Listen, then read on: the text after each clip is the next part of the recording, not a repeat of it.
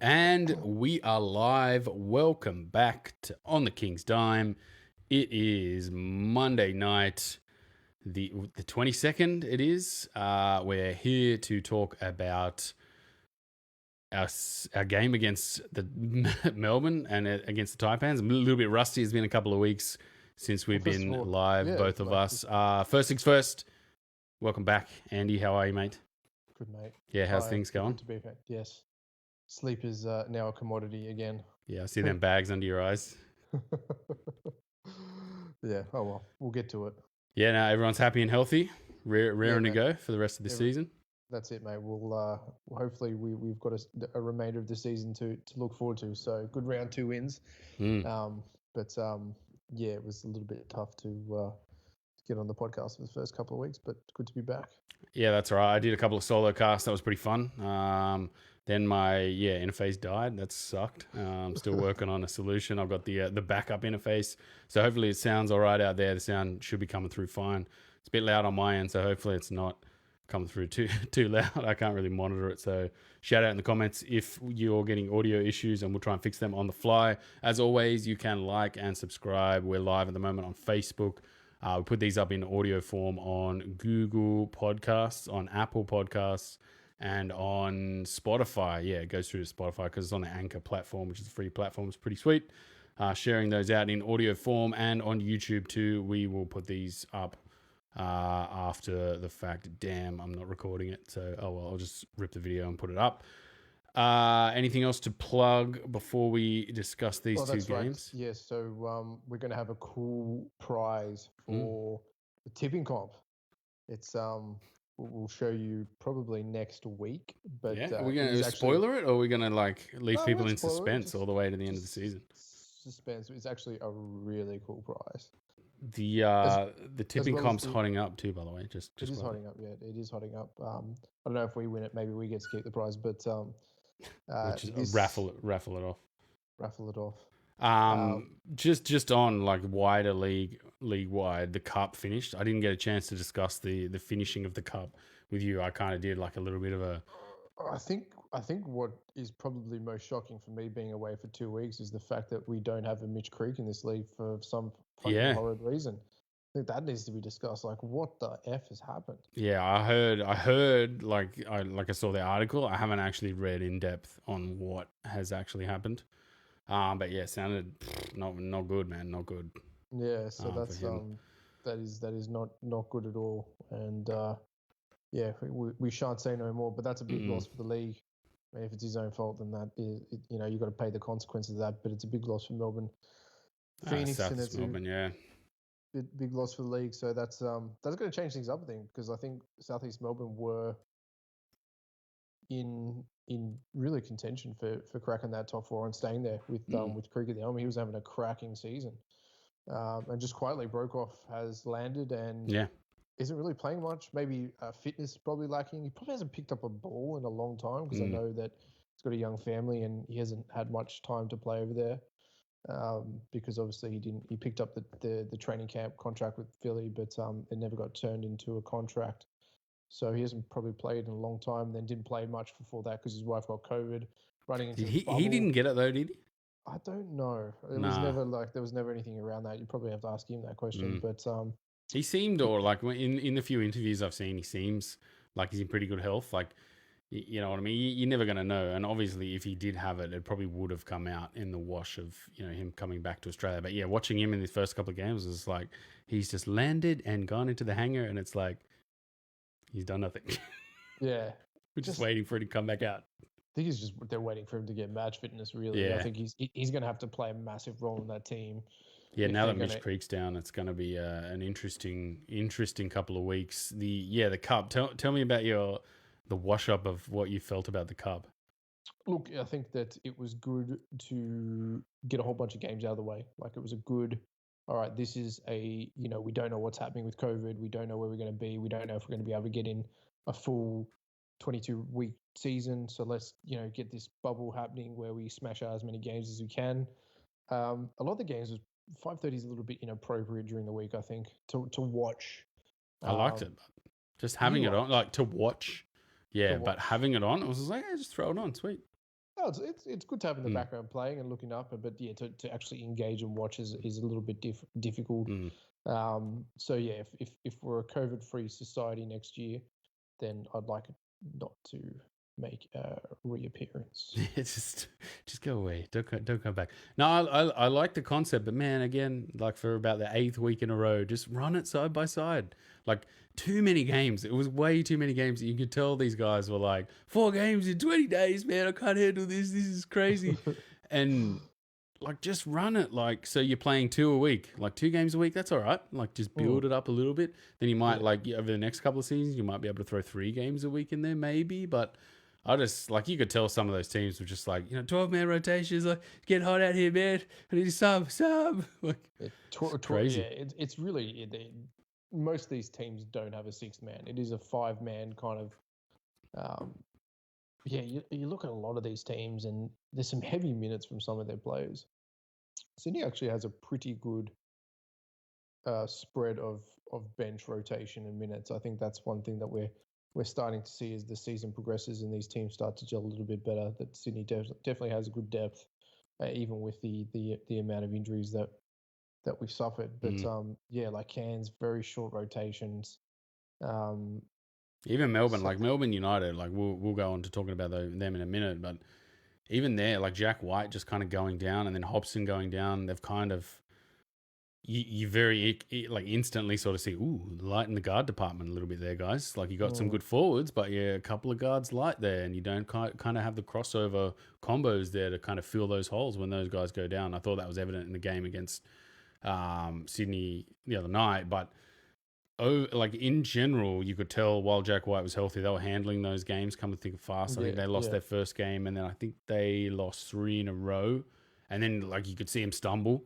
And I think Illawarra was the same. Illawarra lost a few in a row in that scenario where they were playing. I think they ended up playing 5 games in 16 days or something like that. It was just ridiculous. And you're going, this is crazy. Like these guys aren't used to this sort of thing. Like, all right, 2 games a week, or like 4 games in 20 days. Okay, they might be able to do that, but like, don't just go bam, like cop it, everyone, like war of attrition, like World Cup styles. Like remember that World Cup, they got to the semi-final and final of the FIBA World Cup, and those guys were just blown. Just knackered. It was one of the worst like finals I've ever seen, where everyone's just like, I need Rudy Gobert dunks, and he's just like, like running up the court. It was hilarious, man. It's just Paddy Mills just like, all right, and can Paddy, just take us all the way by himself? And no. No, we are out. But yeah, I thought the cup was just like, what was the point of this? A little bit. Yeah, I think that maybe it was a little bit of a carrot dangled to some of the clubs in terms of financial, asset, some prize money to pay for some bills, maybe, I don't know, but hopefully some TV revenue for the league. That's the hope. Is just some TV revenue for the league. Maybe get a little bit more money out of it. Because the product has been good this year. It's been surprisingly better than I thought it was going to be. Especially with the the drop in marquees. But we've had a lot of good talent come back. And we've had some teams pick up some interesting players. I think Jarrell Martin is one of the better players in the league. He's definitely NBA quality. He's not NBA starting quality, but he's NBA quality. He's probably probably a little bit too slow for the NBA, but he works really well in this league. Such soft touch around the mid range, and can stretch the floor. But it's been better than I thought, and hopefully we get through this season and it's all back to normal this year. So it's been.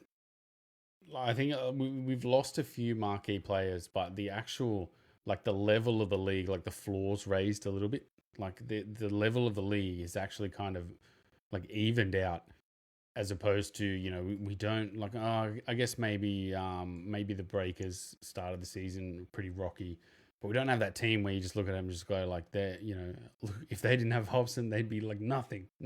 Well, I think that with the Breakers as well is that one, there's no fan revenue. There's no revenue. Yeah, that's a weird situation for them. Yeah, it's just like they only got whatever TV rights that they can get. Maybe a bit of like there's no merchandise, there's no game day. Like they're just literally, they're just a bunch of Kiwi blokes playing on their team, and it's the league's propping that team up in hopes that we get back to some sort of. Hey, I mean, if there's a Trans-Tasman bubble coming up in the next month, maybe they get to play some home games down the back of the stretch. I think that would be good for them as an organisation and franchise to try and pay for some bills. I do know they signed William McDowell White. Is that correct? Who signed Willie? Was it the Breakers? Was the Breakers? I'm just looking that up. But yeah, the bubble sounds interesting. Yeah, it is Breakers. The bubble idea sounds interesting. Like fly in, fly out styles. They just have 3 months at home, and it's just a team goes over there every week to play them. That's it. And I think that they probably deserve that, being over here for so long and playing in away from home. If we are getting back to that travel roster, then why not? If they can get a few home games down the backstretch of things. I mean, just for the fans, I don't think they're going to be making the finals this season. But yeah, you never know, man. The two Websters. They got McDowell White now. There's someone else in there too. Well, they got rid of Lamar Patterson. He went back to Brisbane. Yeah, that's it. So he's gone back to Brisbane. Yeah, have fun with that, Brisbane. Yeah. And then Colton Iverson just playing at the Geordie Hunter School of Defence. It's just like, you can't do anything or otherwise it's a foul. Don't even try and play defence. You're going to get a foul. The dude just like, he had a couple of blocks the other night that were just clean as. And it's like, foul. It's just like, oh my God. Can't play any defence at all. But we'll move on to this Melbourne game. Speaking of playing defence, that was just a phenomenal defensive performance, I think, to hold Melbourne to 75 points. I think it was probably inside and out, really. The best game I've seen Sydney play ever in your entire life. I think in the last couple of years, since we started doing this, I think it's probably the best overall performance we've seen from. Yeah, I mean, on and off following the Kings for about 10 years before that. This is probably the most dominant performance against a relatively good team. I mean, I know they've been hit with injuries, but still Golding was playing, Landale, McCarron, Illy, decent team, and just hammering them defensively. Some of the posters, the Geordie posters, some of the DD blocks, some of the shots, Moller just diming everyone, just some of the sweet dimes. I think Moller had a career high 6 or 7 dimes that night. Yeah, 6 assists, 4 for Shawnee, 6 for Ware as well. I mean, that's ball movement. Yeah. And it was pretty to watch, man. It was really, really good. If we could only do that against Perth. Oh, man, that would be so good. I don't even want to think about that game at the moment. But 25 assists on 40 made field goals. It's pretty good. Sharing the ball around.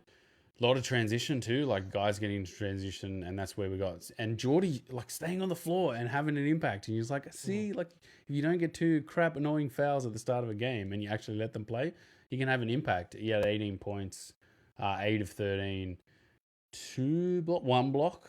Lazada had 1, Hunter had 1, Jarrell had 1. Craig Moller had 2 blocks as well. That was pretty sweet. Mate, Craig Moller defensively and on the glass, he's like the Rodman of the NBL. I'm going to say that. He's NBL Rodman. He can do something and affect a game without scoring the ball at all, which is pretty crazy. One of 3 from 3, though, in this game. He made one. He's made another one. He's getting better. I feel so for him, but because he was shooting 3 so well 2 years ago. It was like Craig Moller's 3's finally come around, and then it just died again. And you're just like, what? Oh, my God. What the hell's going on? I'm just looking at his percentages. 3-point percentage, 35. He's up to 35 on 1 attempt a game. That's good. That's all he needs. Okay, fair enough. Make one every 3 games. Cool. Yeah, but this I think overall, all round, was just one of the best. Like, even if it wasn't, the best performance we've had, like all round, I think it's the best I've seen us play in a while. In terms of defensive and offensive, on the offensive end, and just overall cohesion, passing the ball. What were our turnovers? Only 9 turnovers, which was pretty good on 25 assists. Yeah. The defense on Melbourne was just smothering too. And Landale, like I said before we went live, Landale started this game. I think he played 16 minutes out of the first 18 or 19, and you could tell he was just like, I got to come out. Like, I'm done. And it allowed us to kind of, get into the soft underbelly basically of United and just go, get in there, like bang, all right, we're going to hit you. Geordie keeping Luala Chul off the glass and, dunking all over him, down the lane type of stuff. I've noticed like JLA, he's kind of only got one move. He kind of, catches at the high post and then it'll just line drive. And he's just too big. And we've got some thick dudes that, and his one move is kind of, if he's too baseline to kind of get off a shot, he'll just go for like the hook underneath into nothing, like into just traffic and nothing. Yeah. And you're like, yeah, we got you here now, man. I think there was two of those. And Geordie had one, and I think Tommy V had the other. And it just kind of stops their momentum. It stops United's momentum. And also, how weird is it watching Chris Goulding shoot open shots and miss? You're just like, oh, what? This is weird. He's coming off injury though, so I think he's not quite back to his. No, so he had 1 of 8, 1 of 2, 1 of 4 from 2, and then 0 of 4 from 3. It was just weird. Like you just Goulding's open, and he's missed it. Oh, sweet. Not used to that at all. And then they played. I can't remember who they played the other night, and he just at the end of the game just lit it up. He was like, "Oh no, he's back." Good thing we just skirted around that one. Nice one, sweet. Played him at just the right time.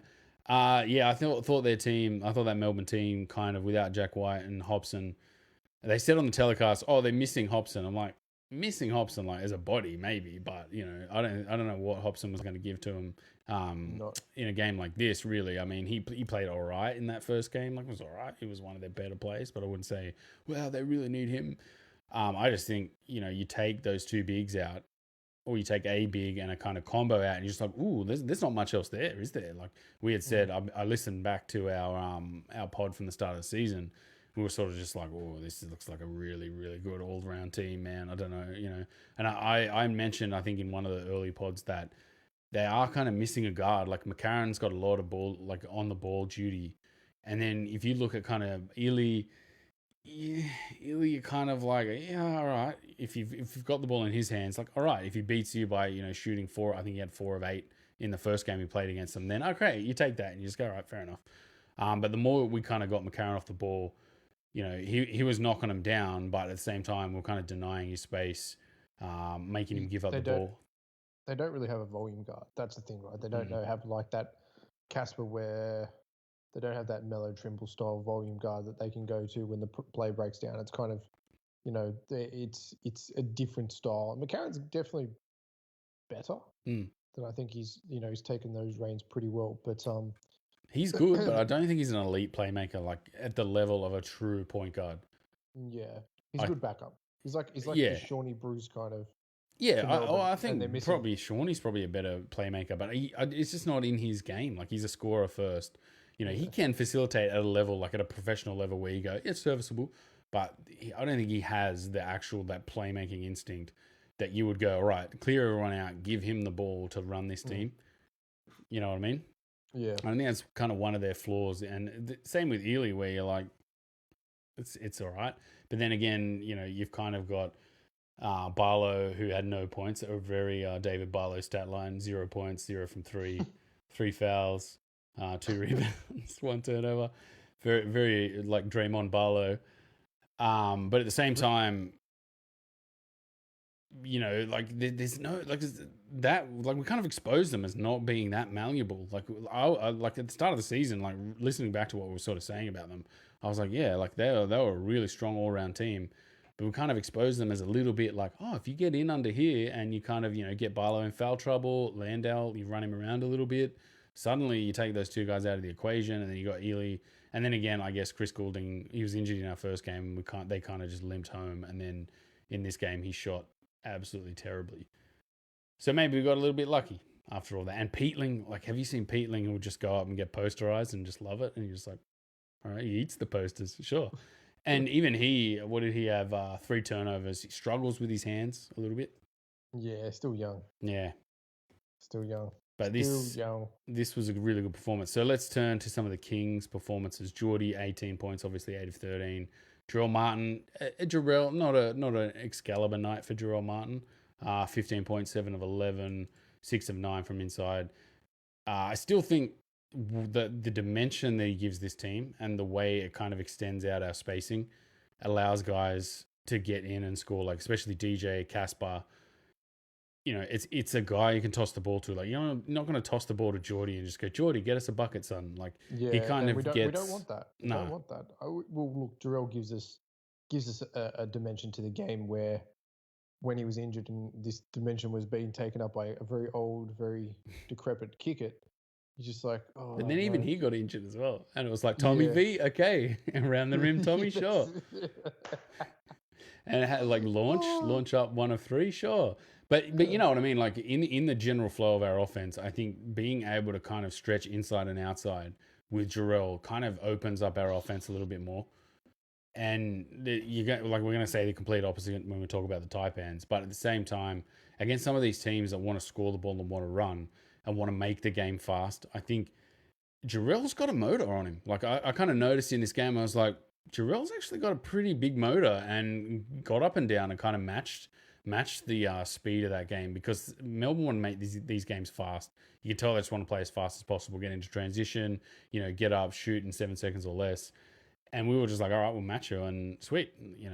I thought we did a really good job of matching that. I think this was also Didi's best game this season by a country mile. By a country mile. I can't actually give a 3-2-1 for this game, just out of because everyone just was effective. It was kind of like that team effort. Moller was good on the glass defensively. Didi had a great game. Geordie had a great game. Casper had a good game. DJ was quiet, but still, still put up points. Who do you take? Who do you take? I think you've got a few 3-2-1s to go to as well. Still, that's all right. That's all right. Just on Didi's stat line, 14 points, 5 of 10. He like that was he's playing free game, and you go, this is what Didi can do when he plays free like that. Yes, and still not like, I think DJ's kind of reached some higher peaks than Didi so far. Yes, but at the same time, the dimension that Didi can give you when he's feeling it on defense, on offense, can facilitate, play make. He likes to bring the ball up and kind of play in these fast environments. That's when I think you're going to get the best out of him. Casper had 13 points, 3 of 6. Shawnee B, 4 assists, 3 of 6, 7 points. Brad Newley, again, just a bit, even though he was a plus 16, you're a bit like, where does he fit in this? Interesting. Still love him. He's got his place. Still love him. Craig Moller, of course, we've given him the praise. 9 points, 4 of 7. Tommy V, 2 of 2 from 3 with 8 points. And DK hit a 3 and a 2-2, so he had 5 points. That doesn't make sense, does it? No. Anyway, that's kind of a weird. 2 field goals. Apologies. But yeah, anything else about that game? No. Great game. 60 shot 56% from the field, 45% from 3. If you're going to shoot that well, we're probably going to beat most teams. 25 assists on 40 made baskets. 3-2-1. I'm going to go Didi 3. Didi. I'm going to go Moller 2. I'm going to go Geordie 1. That's so harsh on Hunter, man. It's harsh on Hunter, but Didi had his best game of the season. Yeah. Moller had a career night in terms of dimes and played ridiculously well. And, Geordie's unfortunately just left to... He was so good though, man. Yeah, it's so hard. It's so hard. That was such a good all-round performance. Though everyone played so well. And I think it was everyone playing well, which is why we won. And that makes it even more hard. It's not even like, he put him on their back and got him home. I went Hunter 3, Didi 2, Moller 1. Okay. So we're around the same. Yeah. All right, let's move to the Taipans game. What on earth was this game? What a contrast of just like, and the trash continued. Yeah, this was it's just... the bringing it down. It's the down to the level of the, Space Cam is completely, he's gone back down, below the ocean. He's terrible. Yeah, he's no longer in space. He's like Mariana Trench Cam. Far out. He's in a hole. That team is bad. It's hard, man. And look, I feel for Jawai because Jawai is having a great season. And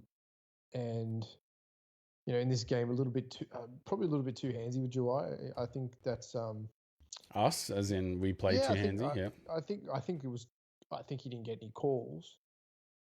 He didn't get enough calls. I mean, saying that as a Sydney fan, you know when sometimes you get double teamed, it was kind of thing. Yeah. It was just like, ooh, that's a bit foully, and you could see getting pretty frustrated and not getting to the line. But yeah, Scott Machado's pretty. I was high on the Cairns bandwagon. Quiet Noise just gone completely missing this season. But Mojave King is not a next star.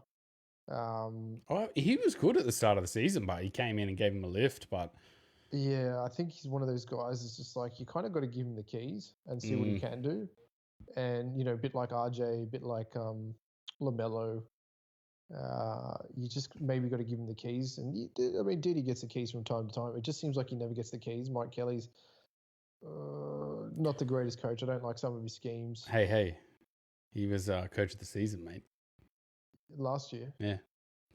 I think DJ Newell was the strongest glued link. He could score. It's funny because we were saying at the start of the season, oh, that could open him up. That could make this team better. And it's turned out that, look, I don't think that's really the reason. I think if you look at like Cam Oliver has just turned like a bit silky, and it's just like he's not getting calls. Scott Machado is admittedly like getting the Casper Ware treatment where he gets nothing as well. Yeah. And he's just like, yeah, but we watch Casper every week. Like he gets nothing as well.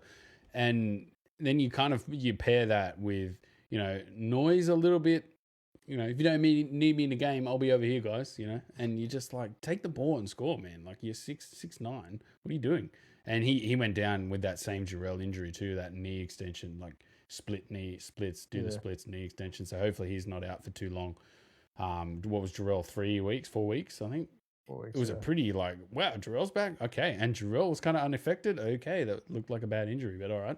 And then he kind of like, Krislovich, Jared Kenny, Nartai is just like bang, bang, hits 2 threes. And then it's just like, I'm not going to take any more shots for the rest of this game. You're just like, okay, sure. Don't take any shots. And then they were just pounding it inside the Jawai. And I love that second quarter where it's just like, we got nothing. We got just throw bodies at him. We were kind of trying to play small in this game. And you're just like, what? That doesn't make any sense. Like, Jordy only played 8 minutes in this game. In a game where you're just like, just toss him at Jawai. And look, admittedly, he got a bit rinsed at the start of the game. Okay. But it's not a situation where, oh man, if Jawai gets loose, he's going to have 40 and just take this game away from us. Like it's still like a naval battle. Like it's not like, not losing soldiers on the front line type of thing. But then if you look at this Taipans team, man, like it's a lot of fakeness there. Jerich as well, just putting up, like he'll hit 2 threes and you just, like over the head styles. And then you'll hit him, and then you're like, oh my God. And he'll like pound his chest a little bit, and then he'll shoot 4 more and just miss them all. And you're just like, yeah, now I can't understand where this team's at. You know what I mean? But Cam Oliver, man, a lot more needs to be said about him because he just looks like I'm out. Like, whatever. This team's terrible. I'm not going to play hard at all. Europe here I come, maybe. I don't know. And shooting jumpers, man. Like, why is he shooting jumpers? I don't understand. It's like Sean Long, where you're just like, why is Sean Long shooting jumpers, man? Just like screen up high and roll, and you get like an alley-oop every time. I'd love to see if there's any like next gen stats of how many dunks Oliver's had this season, because it felt like he had like loads of dunks last year, like heaps of dunks, like every highlight, every game, every single like package that the NBL would put together in their promo would have him just dunk it all over a different person every night. This year, I feel like he doesn't get even many dunks. No.